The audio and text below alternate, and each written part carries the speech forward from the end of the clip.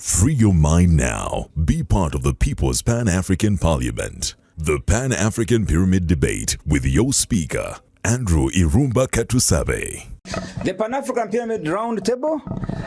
My name is Andrew Irumba Katusabe, your speaker. I am with my usual suspects, Comrade Daniel Rugarama Karuchiko, Chairman of the Pan-African Movement, the Uganda chapter.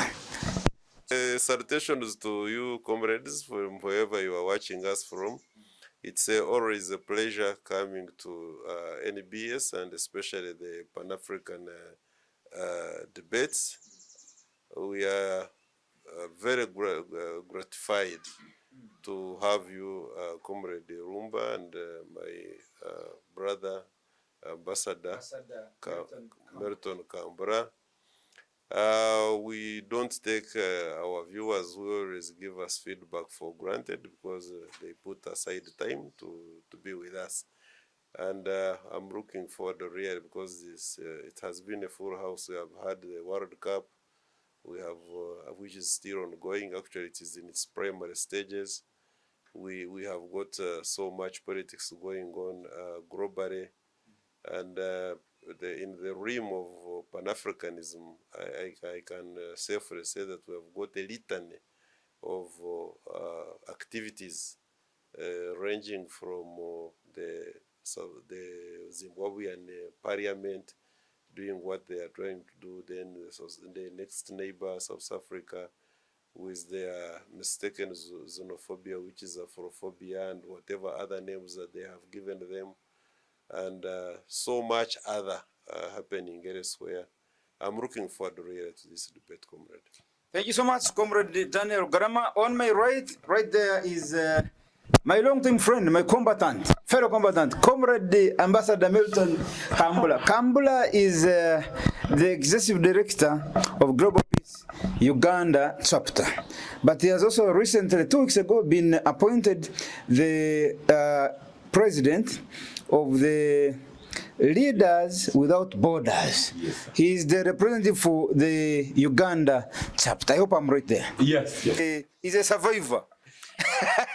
Kambula is a survivor. Milton was the first cohort that went to Baghdad, Iraq. Yes. When the doors were open. I came with the Recon Military Award. That is one of the most prestigious. You talked about it last week. Yes. Recon OTF V. Yes. What does it? 2007, 2008? Yes. This is the year when you served. When they handed over you first perform, you first work. This comes after your performance. Yes. They don't just give you. You must prove. So first evaluate. So this is a very yes. Very honorable award. It's a very honorable military award. In the history of America, it is only given. What is it called? This is the Recon Military Leadership Award. And behind it now is the map of the operations that I was involved in, the map and where we worked from. And this does not come easily, Mr. Irumba. The Pentagon has to approve, and a profile has to be defended by commanders and base commanders and generals. So this comes with excellency in military leadership, but also the fight against global terrorism. That means I surrendered my life towards making sure the world stabilizes. But during this operation, I really learned also that guns will not bring sustainable peace. So it's an award, yes, but I actually felt it's not necessary for the United States and the NATO forces to encourage nations to handle and solve conflicts through the weapons. Through the gun? Yes, please. Gunpowder? It's not good. Solve a problem. No. And you've learned this through experience? Yes, please. On the battlefield? Yes, I have. You have survived from the battlefield? Yes. Now you're here to tell us, we civilians, that there is no peace going to be guaranteed. Yes. The use of guns. Yes. I want that statement to come out from you very more, hard mode?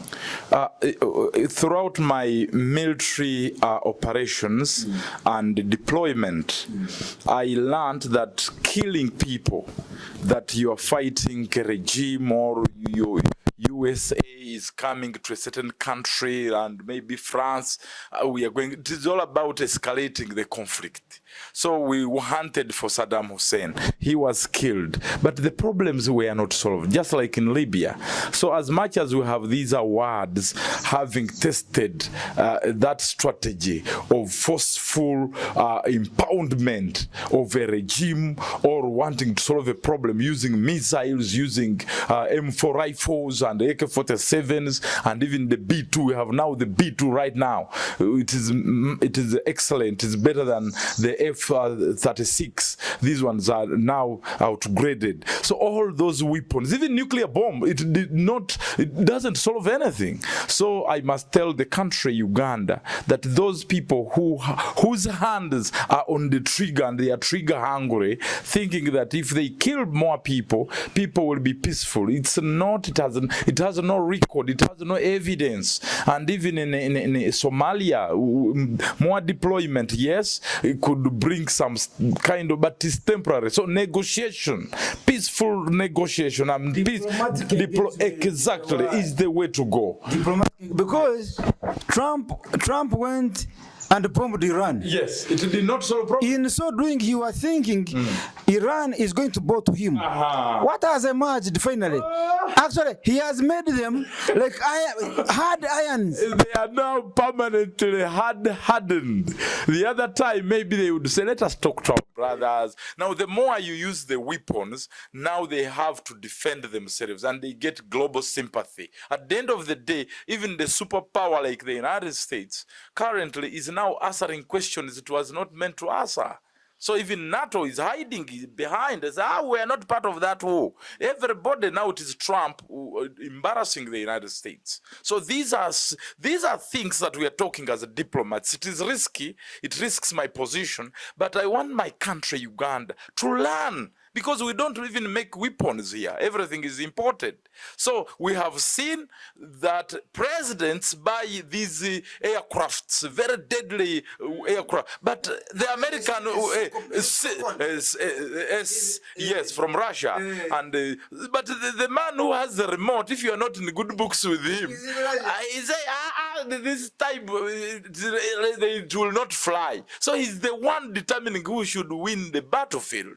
So we can't go into that kind of, we don't control wars in the world now. So why should we invest more money in these technologies? Yet our people lack roads and hospitals and education and health care and railway. We should put more of our budget there, not preparing for serious, as if we are preparing to fight America, for preparing to fight China. No, that's not our work as Africa. Our work is now to build our own technologies that can basically transform our education and even the healthcare and other public services. Thank you very much, Comrade Ambassador Milton Kambula. You know, I always insist on adding that word, Peace Ambassador Milton Kambula. Yes.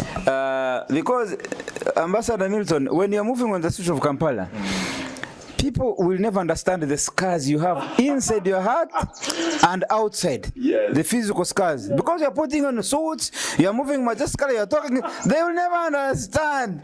Some of them even the others who say, but who is that man?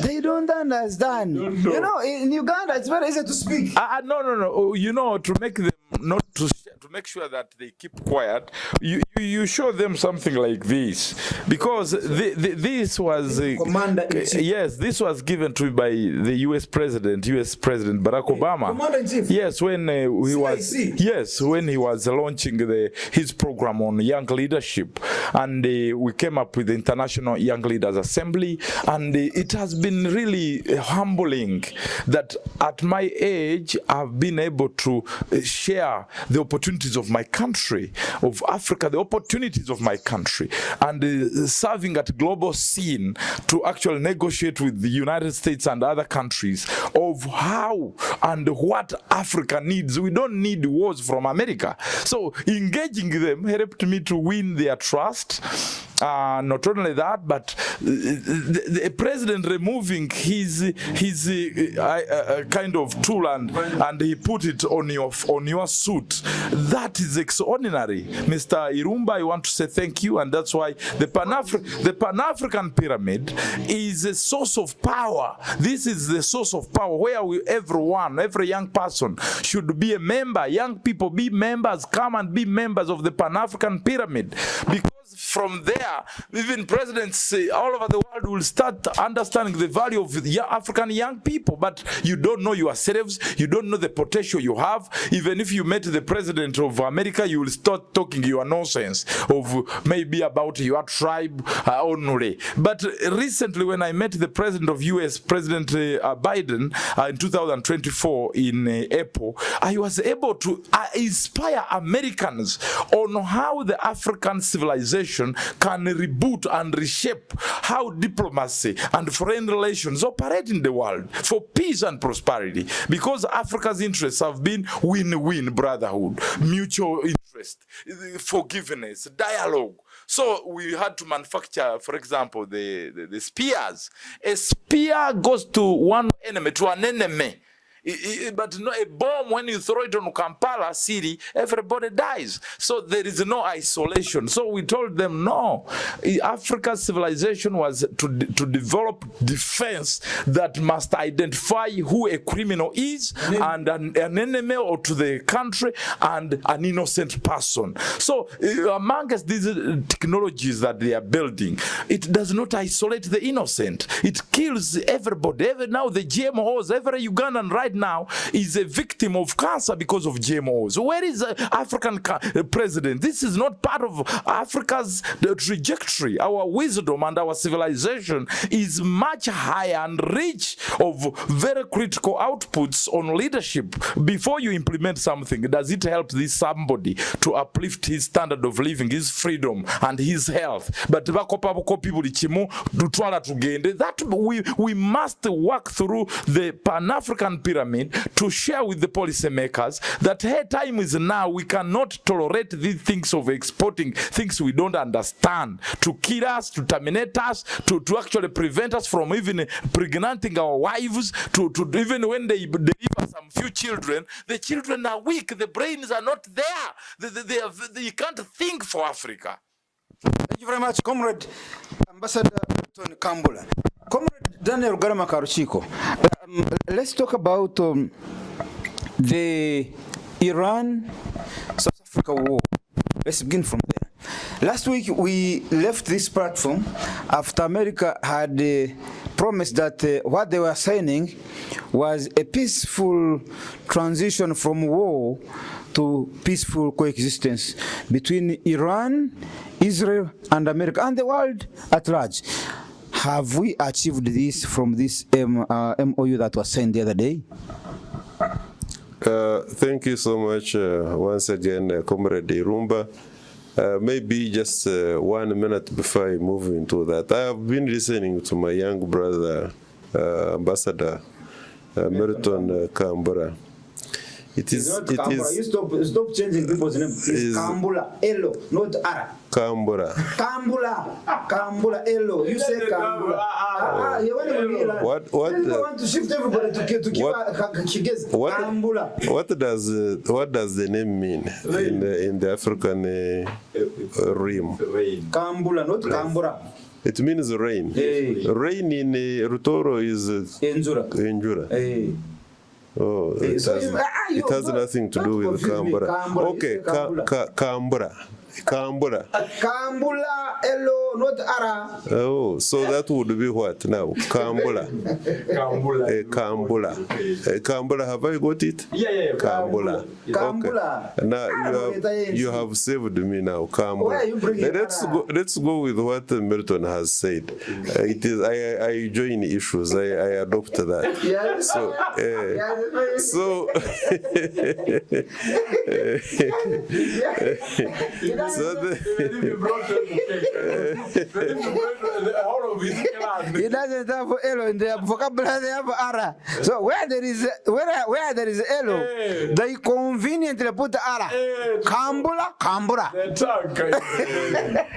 yes, but anyhow, that was a good break. But what I wanted to say is that I listened attentively, and it makes my heart bleed because this is not the very first time that we have seen the so-called powers get innocent people involved in wars they know nothing about.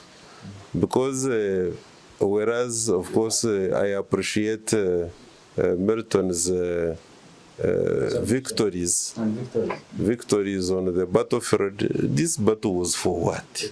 And for who? You see, at the end of the day, it also makes, supposing we had even lost him, you would have, for what? Which we would have lost him to what cause?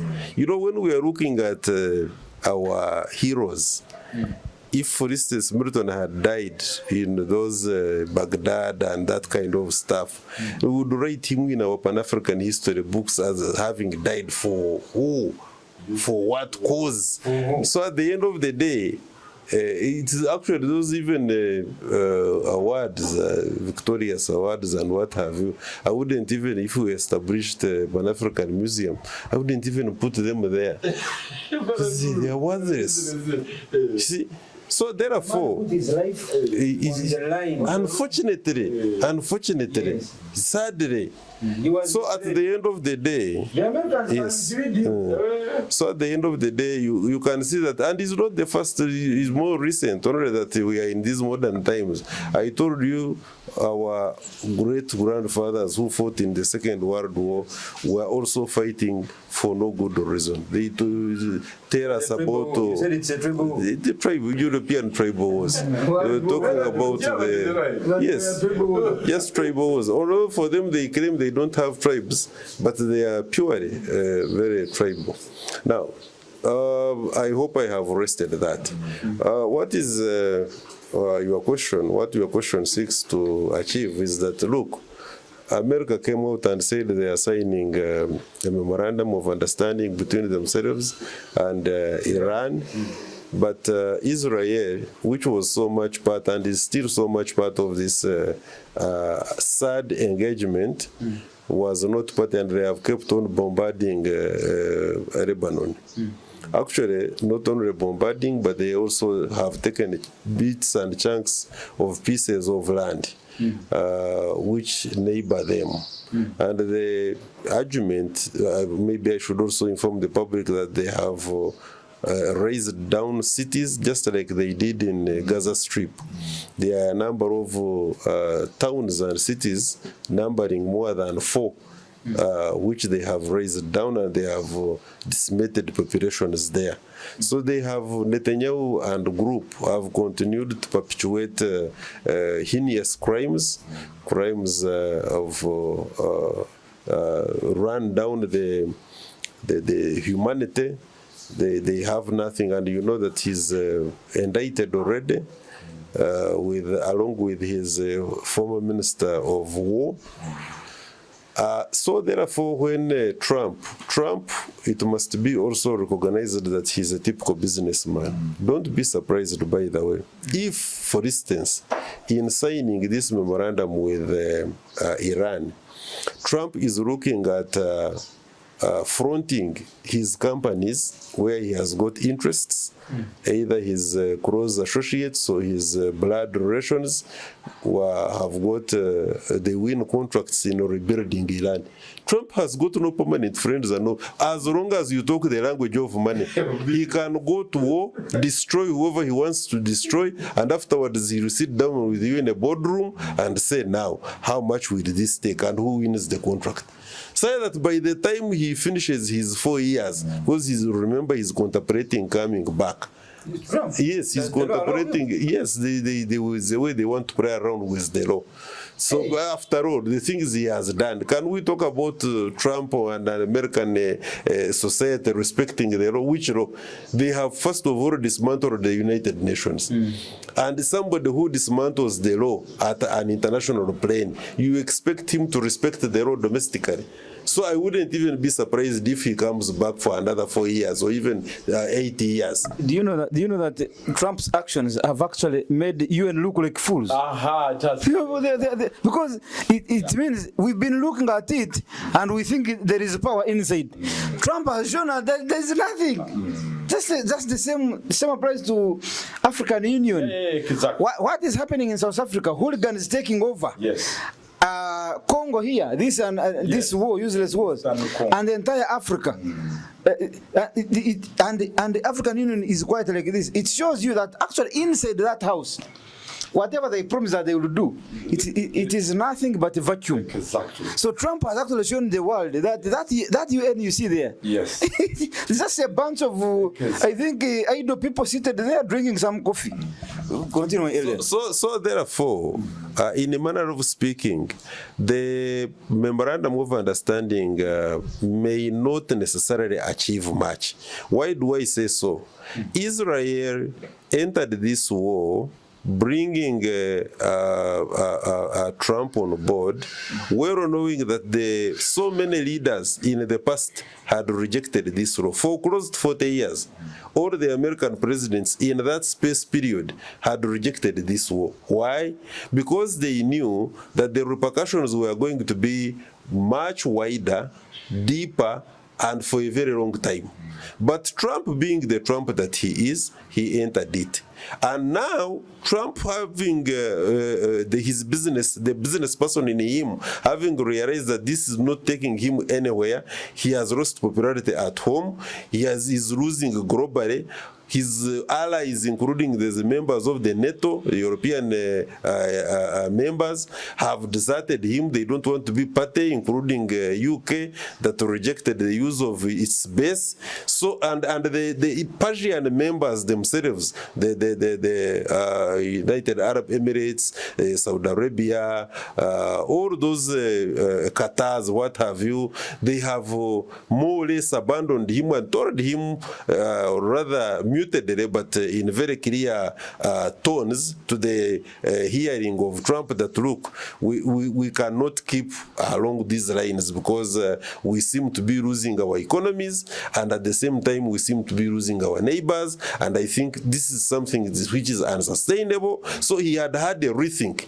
He has had a rethink, including, by the way, which does not come out very clearly in the media, including even some commanders refusing to implement the orders of Trump on the battlefield, yes, like closing out the ships of China, and Trump gets some of these disturbing messages, and therefore, having gone into this memorandum of understanding was not so much because they have won. No, it was so much because they are at a point where they see that they are on a steady decline, they are losing all the set objectives of United States of America, and if they had one, anyway, if they had their own independent ones from Israel, because Israel, its objective is one: keep dominating in the entire Middle East, and make sure that you inherit any power that once or is dreamt or even suspected to be wanting to be on top of you. That is all. And if it means killing, because they are not fighting an existential war, and this I have had this argument from some of my colleagues, that Israel is fighting an existential war. Existence, whose existence is being threatened? It is the existence of other members other than the Zionist state of Israel that is being threatened. So for me to conclude really on this, I would say that Trump entered this memorandum of understanding mainly because all the objectives he set or the aims he set in this war have not been achieved. he has just managed to achieve the short term, because they thought that they would create chaos in the streets of Tehran, but those upheavals, the unrest, were short-lived. The people realized that the enemy was even not the presidency, was even not the supreme leader, but it was the enemy was from outside. And they have regrouped, and they now support 190 million people in Iran. They support their leadership. And the nature of intelligence that they had gathered, the Mossad and the CIA thought that they had a monopoly over intelligence, not knowing, just to look at the precise missile launches that were done by the Republican Guard. Is it the Republican Guard or the military of Iran? All of them in the bases of America, they were hitting the target, including the American forces that would hide in certain hotels. They would hit that floor where the American forces were hiding. In other words, therefore, the intelligence led war of the Iranians was very precise.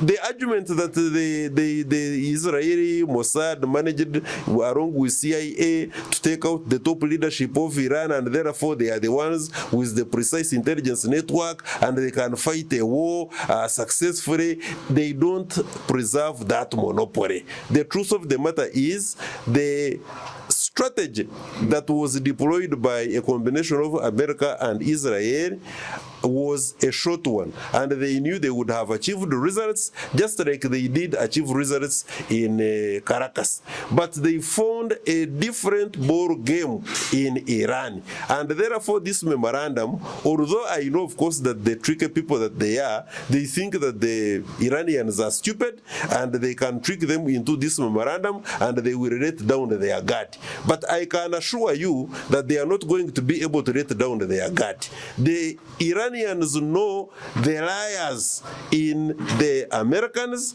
they know the liars in the Jewish state of Israel, the Zionists, and they are going to do everything humanly possible that if they are not going to see the realization, and even if there was peace, by the way, brought about by this memorandum for a period of 10 years, the Iranians are not stupid to imagine that therefore they would have arrived. They will keep suspecting them, and now, more than ever before, the fact that we have exposed the bubble that the Jewish state and the Americans are, the world is going to be a better place because we are going to have alternative voices to be listened to. Actually, conclusively now, if we have never realized that the multipolar world has taken root, if we have never realized that the multipolar world has become a reality in the war that we are experiencing in the Iranian on the Iranian territory and the entire Persian Gulf, I can assure you the concept of the multipolar world has been achieved. Comrade Daniel Rugarama Karuchiko, thank you very much. I couldn't have done it better than you. Comrade Ambassador Hambula, what would be your submission on the same? Chairman, thank you for your submission with such kind of precision. And as Kambula Melton, a global peace ambassador in the country, now at the helm of leadership without borders structure, I am a board advisory member globally, internationally, but also a Ugandan representative. I must say that the objective of this war to United States and Israel was regime change. That was the precise objective to achieve, and the dates to achieve that was set. And the plan was quickly agreed by President Trump and his team, but with a warning from the United States military and those generals advising that United States, we are not ready. Senate said it clearly, we are not ready. Is it a positive, is it a good war for America to be involved in? NATO itself had to shy away and told President Trump, Mr. President, I think we need more time. This America has just come from colonialism, I think. Yes, just a few years ago. Yes. The civilization they were attacking is more than 6,000 years ago. You are 250 years old. Yes, Don't yes. erase a civilization Yes, old, exactly. more than 6,000 years. Yes. With a deep-rooted culture. And that culture is what won the war. Actually, the Iranians did not win, actually has fought and defended this war, has defended itself from the dangers of this war using civilization. They didn't have a budget. You remember they were using drones. They would actually know what the Americans and the Israelis are planning, and they go in their small kitchens and plan small and, weaker defensive mechanisms, yet very effective at humbling the missile, humbling the huge investments in the military infrastructure. Yes. Now, that is number one. The war was about regime change. Never, that's why I love peace. Because with peace, it doesn't expose the bad side of you or the weak side of you. When you say, I'm sorry, when you say, let's go peace, let us dialogue, both of you win because the economy will thrive. Your young people have opportunity to open shops. And so somehow, this thing of loving war is not a good thing for America, and it has to stop.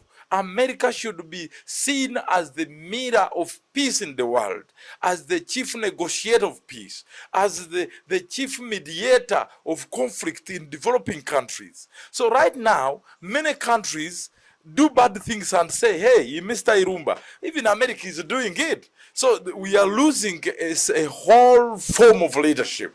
Yet, those days, we would see America as the policeman of United States. He would put more money in the United Nations to support environmental protection, promoting human rights and rule of law. So this was an illegal attack on the people of Iran, and it is now evident that Iran does not have weapons of mass destruction. Iran does not have any nuclear or of sort that is mature to actually threaten world power. The threat would be North Korea, as my chairman has always been talking about it. That is my chairman, Dr. Hyunjin Preston Moon. He's saying North Korea is the active threat to the world peace, and we need an alternative non-military strategy of reunification of North and South Korea through diplomatic and people-to-people interaction and dialogue to form a nation, one nation. But right now we think all wars should be won by nuclear. Lastly to this is Prime Minister Netanyahu, as a politician. Of course your term is temporary, you will end your term very soon. But what is the legacy you are leaving the people of Israel? The Israelites are documented in the Bible. Do you truthfully or practically reflect the values that are reflected in the Bible that God loved the Israelites? I think they should be inspired to walk like their founding fathers, the Abraham of this world, the David, the Solomon, those the Israelites that they purport to be connected to as ancestry linkage. But what these people are doing is completely very different, that to the extent they want the distinction, the extinction, the erasing, the deletion of a people of their neighbor. And so Israel, I request, please leave Lebanon. Lebanon is a country that has a right to live. It has a right to do trade with anybody, to work with anybody. So by kind of diplomatic relations, it supports Iran. Iran supports Lebanon. In whatever way, they have a right to trade and even have a defense exchange program as government to government. The same with China. China has been doing a lot of military integrated partnership with Russia.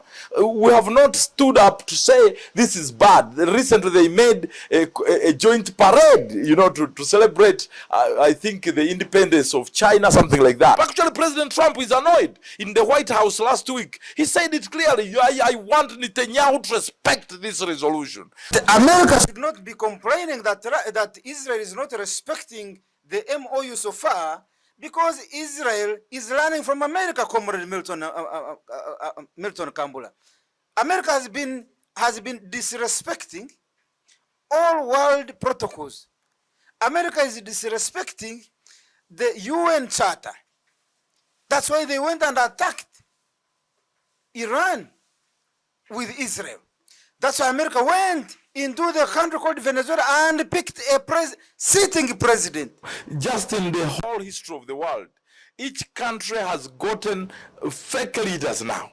And so our speaker of the Pan-African Pyramid, we should, part of what we must do is to promote good leadership education. We must go in our schools so that a country should never go thirsty and empty of leaders. That's why we have been invited, basically, some of us, to be able to actually educate and share our views. How should the United States operate with Africa, with Asia, with Middle East? Now the conversation has started. I thank President Trump for having listened to some of the diplomats and some of our friends. Indeed, we learn through mistakes. But to say that you're a businessman, you are the richest, then they vote for you. Of course, the villagers will vote for you because you are rich. You can buy them. But leadership is beyond being a billionaire. And leadership involves the spirit. It involves God. God is the one is supposed to work under you. And for you, you become a vehicle. But some of these guys are warmongers.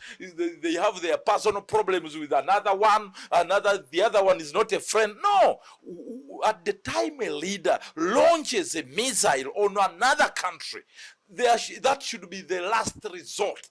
It is now upon us, leaders here in the global south, to start organizing our countries for self-reliance, so that some time to come we are the ones determining world peace, because peace is no longer determined by the global north. We no longer want that. We can't trust them with what we have. We are more precise in terms of our minerals. We have what it takes to become more stable, and then they can depend on us. But this continued dependency on the global north, where they use their nuclear to actually determine in dialogue, they use them traps that I will not make them annoyed because they have a nuclear bomb.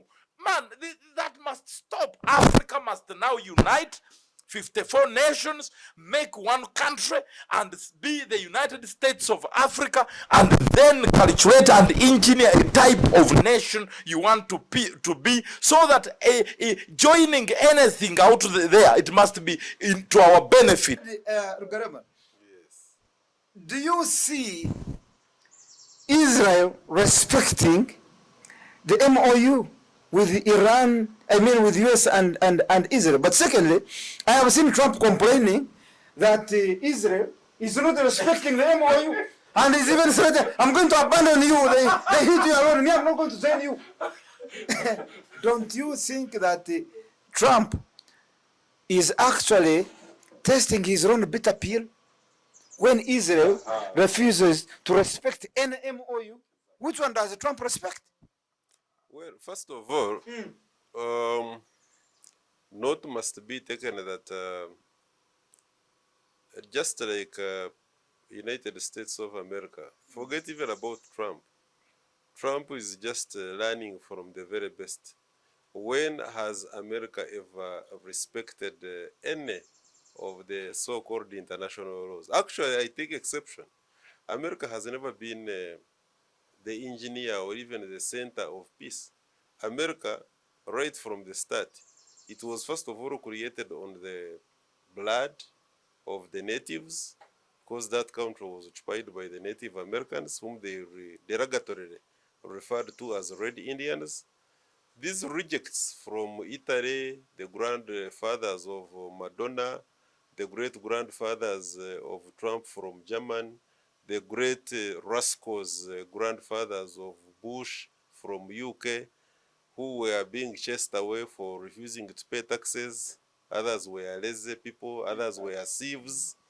They just ran away, crossed the ocean, and they came into America.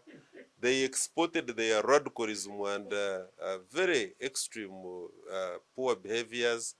They exterminated the natives by referring to them as Red Indians, to the extent that even the remnants, the natives who are still there, are marginalized. They are just like the African Americans, whom they refer to as blacks. And then they declared such a stolen land, the land of the free, when in actual sense, free from who? You see? So at the end of the day, you don't expect the great-grandchildren of people of that type to do any better. And that is why now you find that all the wars which America has fought outside of its geographical boundaries, they are the ones who have exported them. They have created all centers of anything, including United Nations, having them in their land. They have created all manner of things, Permanent Security Council, which in a manner of speaking is the governing council of the entire world. Even there, they have got there is no war, for instance, that has ever been sanctioned by a UN resolution. I heard my brother Milton talk about that. Nothing. They have nothing that the UN has ever said to. It is only the belligerence of United States of America or Russia to say, for us, we have taken a war here and they take it there. Even the division of Korea in 2-2, there was never a resolution. It is United States of America, because they had wanted to establish a checkpoint to the growth of the power of China, who established the South Korea, and they have installed their missile shield. They have created it as a satellite state. They even empowered it to make it the seventh largest economy, along with Malaysia and Singapore as centers, world global centers, simply because, and even established a military base in Japan. All that was designed and is still sustained, designed for purposes of creating and maintaining hegemony called United States of America. Therefore, I can assure you, including that Israel you are talking about, the Zionist state of Israel was established there. You can imagine the argument that they have got their roots, and then we have got a problem with my brothers and sisters in Christianity, who mistake the deliberate mistakes of Israel, not even mistakes, deliberate actions of Israel as God-driven. That you see, these are God-chosen people, pray for them, and if you pray for them, you also be given rewards, internal rewards from the Almighty God. I can assure you, I am a Christian to the extent that I know what is wrong and right. Sense of discernment has given to me by God. And one of the things which the Bible tells me, and I also have issues where the Bible misleads, or maybe it is the issue of misinterpretation, I have the sense of discernment tells me that there is no way God can be such a confused man. No, God, the people cannot confuse God. God is absolutely very organized. First of all, he does not have a son who is called Jesus Christ in a manner and form that the white man projects him. If that son of his is there, I'm also a son of God. And I don't have to be white. So that Jesus they paint, and they say that he's a Jewish man. And therefore, if a Jewish person makes any mistake or creates deliberate actions, and we should respect that, no. To the extent that the Zionist Israel inherits the rest of the population, neighbors, and beyond, I am not a Christian. If that is the Christianity they are preaching, I am not a party. That one I want to make it very clear. There is no way I am going to be confused into the religion of a white man, which prescribes and supposes that I must respect what the a Zionist man, a racist man, an apicide-like person who cleanses the entire Gaza Strip, goes to West Bank and carves it and kills children born and unborn, and innocent women and men, that one is the person I should respect, who wants to exterminate and dominate everybody in the Persian Gulf, and he creates a nuclear bomb secretary, and then he goes and invites his big cousin from America and says, let's destroy this Iran and the other neighbors, and we call them the United Arab Emirates, what have you. Much as I do not support radicalism in Islam, no, I'm looking at humanity, and I don't care whether that human is a Buddhist, whether is a Muslim, whether is Christianity. The Christianity is not going to reconcile me to the Creator simply because I profess to be a Christian. No, the truth of the matter, therefore, is that what we are witnessing in the Iranian territory, first of all, the war between Iran and Iraq was created by the American. The purposes are well known, and I'm not going to discuss that now. The reason as to why, for instance, America was invited and it joined with Israel and they started bombarding up to now, Iran is also very well known. To create a hegemony, Iran has never wanted to become a hegemony. It is Israel which has always wanted to become a hegemony. All the scholars in the Middle East and elsewhere in the think tanks and the universities to deal with the study of the Persian of the Gulf area will tell you that the party that had always wanted to become a hegemony is Israel. Just like America has always wanted to, and for a very good number of years, by the way, it was a hegemony until their unilateralism was checked by the growth of Russia and the growth of China now, and they never thought at any one time that Russia and China were going to come together. So the truth of the matter is, one, Comrade Rumba, I want you to hear me out. United States of America has never set out to be a peacemaker in the world. They have always wanted and still maintain to be the trouble causers, to be the dominant, the imperialistic, hegemonistic country, globally speaking, that they wanted to be the policeman. Only that they have realized a little bit too late that their desires and intentions of becoming a hegemony has been checked by other worthy powers that have also come up. I want to just send my message to the leadership structure in South Africa. If you want to know that a country has leadership, is when its people unite against what would give it sustainable reputation and value in a region. Right now, the President Ramaphosa was here in Uganda. But I want to say Mr. President Ramaphosa is the one I'm addressing right now. After meeting President Museveni, you disrespected us by not responding to the messages you put in Uganda and in East Africa. You failed to organize a press conference even when we had organized journalists, and for you, you did not respond. You just met President Museveni, who gave you some of his cattle, and you just flew back to South Africa. This is not the spirit of Africa, Pan-Africanism we talk about, that inspired President Nelson Mandela to go in jail, surrendered his life, for the sake of you people. Can you imagine? The old Musei who could have died, but he was going to die for useless people that we see today. So that's why Ugandans must learn something. Are these people worth to die for?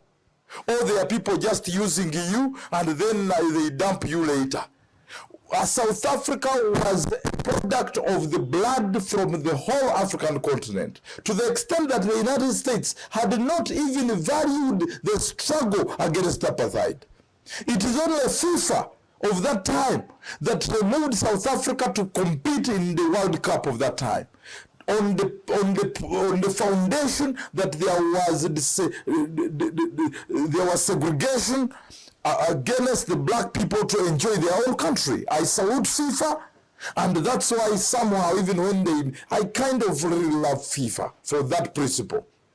The Pope that was in Rome had not yet come out clearly to tell the Catholic world that I think we should isolate the structure of those whites in South Africa who are beating up and mistreating the black people, the indigenous communities of South Africa.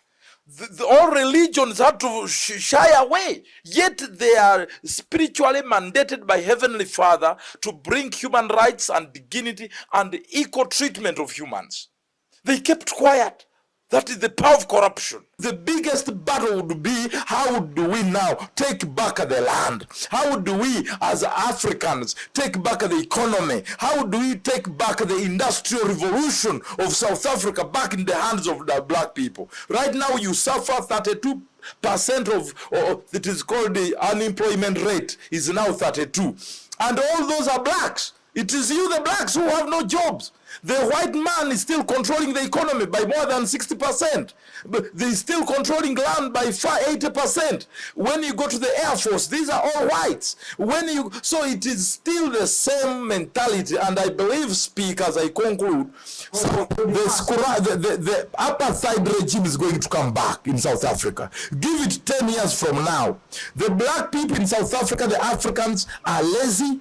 They are not creative. They don't know how to craft a curriculum in education that can build an African mind, a new African civilization that can create jobs and innovations and lead a nation. It's in politics, okay, in the politics. But South Africa has lost it after Nelson Mandela. They have gone back to those days. They have no skills. So it is still the white man that is still feeding them, and the rest of Africa, which actually consume their services like communication, MTN, the bank, Stanbic Bank. We have, is it KFC? No, I think no KFC. There are several companies in all of these African countries where we kind of consume your products, the game stores, the shops, all these things. But all these are industries not owned by black South Africans. They are still factories of the white man, the South African Boers, and people with the ancestry backbone of Europe. They are the ones actually benefiting from the 1.4 billion Africans on the continent. So the struggle continues, but now it is being threatened by the ignorance and the lack of ideological clarity of the black African in South Africa, to the extent that, how do you call your country South Africa? How? When the largest number of you people are indigenous, are you lacking even to call your country a name which is rooted in African branding? Their fathers. Actually, they killed their great-grandfathers and occupied this land by force. Yes. And after taking it by force, they started now recruiting them as casual laborers on their farms, on their lands of their ancestors. They started calling these black people, forcing them, giving them forced labor. So, look here. The person who is 8% in your country is in charge of 80% of your land. And now, 80%, I mean, the 8% who is in charge of the 80% of your land means that he's also in charge of the economy by 80%. Exactly. So it means the economy is in the hands of the white Boers, 80%. Yes. After being in charge of the 80% of the economics, it means this same 80% is in charge of the politics of South Africa by 80%. Yes. Because he who has the means of production, yes, has the means of managing the politics of that country. Exactly. So it is the white Boers who occupy 80% of your land with the 80% means of production. And the one with the means of production has the means of coercing and managing the politics of the land. Exactly. So, your problem is the illegal immigrants. That is the problem of the South African now, the native South African. Let me ask you, if the 80% is in charge of your economics, is in charge of your land, that means it is that white man who is in control of the factories, Yes. who is in control of the industries, who is in control of the oil farms, gardeners, everything, means of production. The one with the land is the one in charge of the means of production. Now, this white man who has the factory, who has the industry, who has the companies, these multi-billion companies, game stores, ShopRite, name them, is the one in need of labor. Is the one in need, not you, not you, the native South African. No, you have nothing to, you have no job. Yes. You have no industry. Yes. The one with the industry is uninterested of human labor. And he wants that human labor almost at low cost or at no cost at all. Exactly. No cost or at low cost. Yes. So, these illegal immigrants are coming into South Africa because the white man, the Boers, are the ones giving them the leeway to come. Yes. They are the ones actually preparing the paper on how to come. Yes. Why? They want cheap labor. This white Boers is the one who is using money to manipulate the systems Yes. of immigration, to manipulate the systems to enable the illegal immigrants to access South Africa using their white networks. Now, how are they manipulating? Because they are in charge of economics, because they are in charge of your systems, because they are the ones who pay the politicians and they manage them. Because President Ramaphosa is the president on top, but the conveyor below is the white man's conveyor. So you cannot fail the white man from bringing in illegal immigrants to work in his factory free of charge. Because you, Ramaphosa, the conveyor you are seated on, you're saying, I'm the president of South Africa, but the conveyor you seated on to say that is being put up by the white man. So instead of blaming the black man who has come in your country illegally by the white man using the system that you yourself put up, blame the white man who is manipulating your system to enable the black man from reaching South Africa illegally, and then after reaching there, they use him in their factory. The native South African is not educated. Yes. So the white man in South Africa knows that when I want skilled labor, Yes, I must go to Uganda, to Botswana, to Algeria, to Ghana, to Nigeria, and get them. But this system does not allow me from importing them. So I must manipulate the system to bring them. And when they bring them, now South African native is complaining, why are you here? I am not the problem. The problem is that you have failed to fix your country, the system. The system is not being, the system is being manipulated by the white man who wants free labor or cheap labor from the neighboring countries. So instead of you spearing, you want to spear your fellow black man who has come to South Africa to work almost for free or for less. No, go and fix this white man and the system. And the government system. The moment you fix that, this black man will not access your country. So the black man is not the problem in South Africa.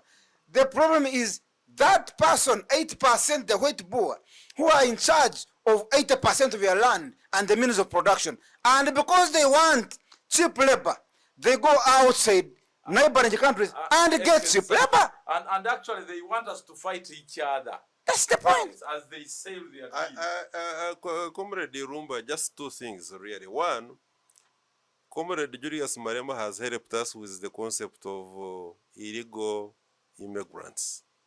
There is nothing like an African man going around African continent that can be described as an illegal immigrant. We don't have that concept. That is a white man's concept, and it is only him or her when he comes from his continent and comes to run us down. That is an introduction by the white man also, because when they have fought a Zimbabwean, a Nigerian, they are now going to go and start looking at themselves either Xhosa or Zulu, and they will also fight. And at the end of the day, the white man is also interested in one other thing, of wanting to have shining examples fail. That if we can have a situation like that one of South Africa, which is fighting for the liberation of